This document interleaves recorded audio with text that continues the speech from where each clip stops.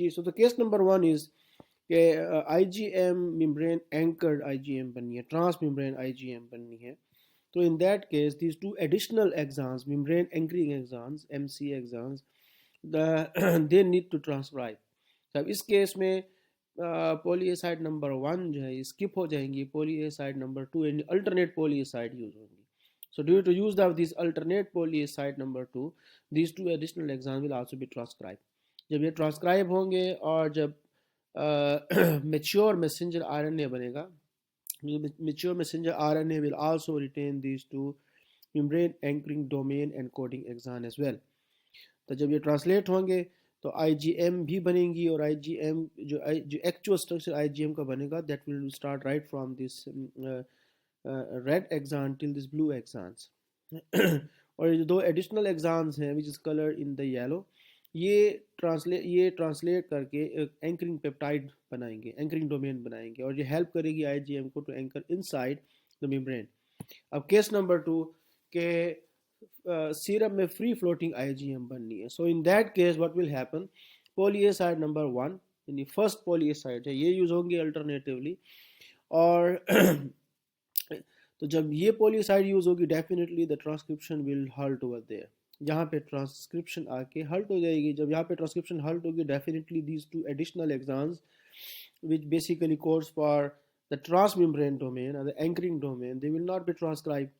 तो जब ये ट्रांसक्राइब नहीं होंगे यहाँ पे ट्रांसक्रिप्शन आके रुकेगी और जब मेच्योर मैसेंजर आरएनए बनेगा और जो ट्रांसलेट होके एक प्योर IgM बनाएंगे, so that IgM will be free floating in the serum because these IgM do not has any membrane anchoring domain.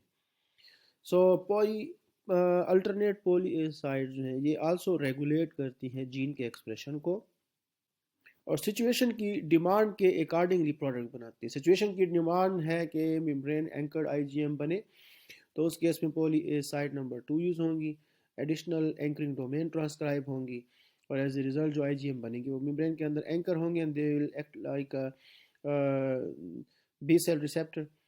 और सिचुएशन की डिमांड अगर है कि फ्री फ्लोटिंग सीरम की एंटीबॉडीज़ बने तो in that case this poly A site number 1 use होगी alternatively, जिसकी वजह से ये दो एडिशनल एक्सान ट्रांसक्राइब नहीं होंगे एंड एज ए रिजल्ट बनने वाली जो IgM है that will be free floating serum IgM or secreted IgM.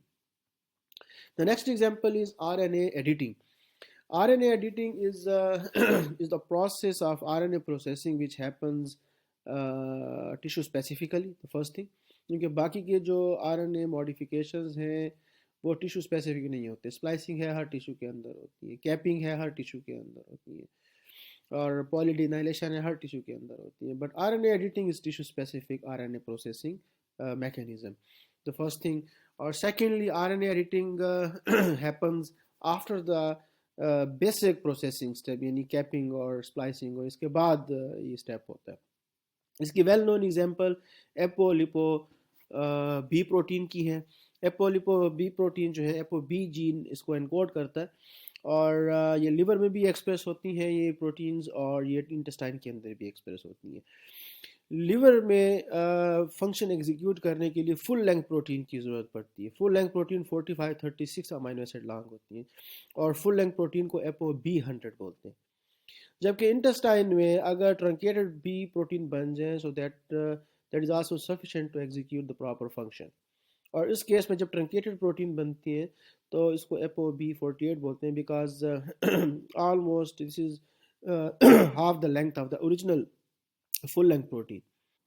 So what happens in case of ApoB gene RNA editing के ट्रांसक्रिप्शन दोनों टिश्यूज में लिवर में इंटेस्टाइन में फुल लेंथ जीन को ट्रांसक्राइब करती है, लेकिन ट्रांसलेशन लेवल पे बेसिकली ट्रंकेटेड या फुल लेंथ प्रोटीन बनती है. लेकिन ये रेगुलेशन RNA लेवल के रेगुलेशन इसलिए है because translation is actually also regulated due to the RNA editing.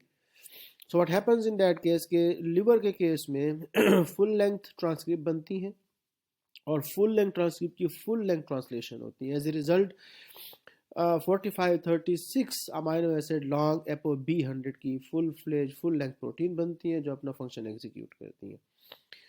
और सेकेंड इंटेस्टाइन के केस में ट्रांसक्रिप्शन फुल लेंथ होती है, फुल लेंथ ट्रांसक्रिप्ट बनती है, लेकिन फुल लेंथ ट्रांसक्रिप्ट बनने के बाद उसी ट्रांसक्रिप्ट की एडिटिंग होती है। एडिटिंग में एक पर्टिकुलर न्यूक्लियोटाइड की मॉडिफिकेशन हो जाती है।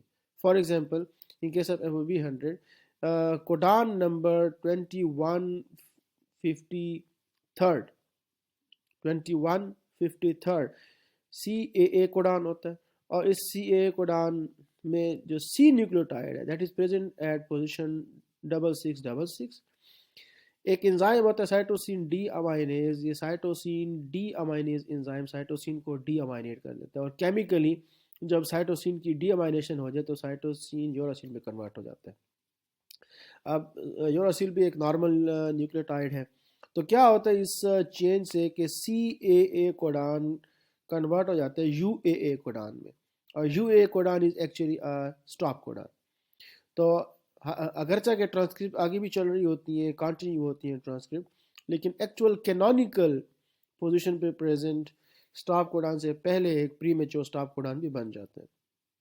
लेकिन अब जब ट्रांसलेशन होती है तो ट्रांसलेशन ऑटोमेटिकली जब यहाँ पे ट्रांसलेशन आएगी तो यहाँ पे आके राइबोसोम स्टॉल कर जाएगा, ट्रांसलेशन यहाँ पे रुक जाएगी, क्योंकि बिकॉज के ribosome recognize that the actual stop codon has reached, और यहाँ पे ट्रांसलेशन ने ओवर होना है।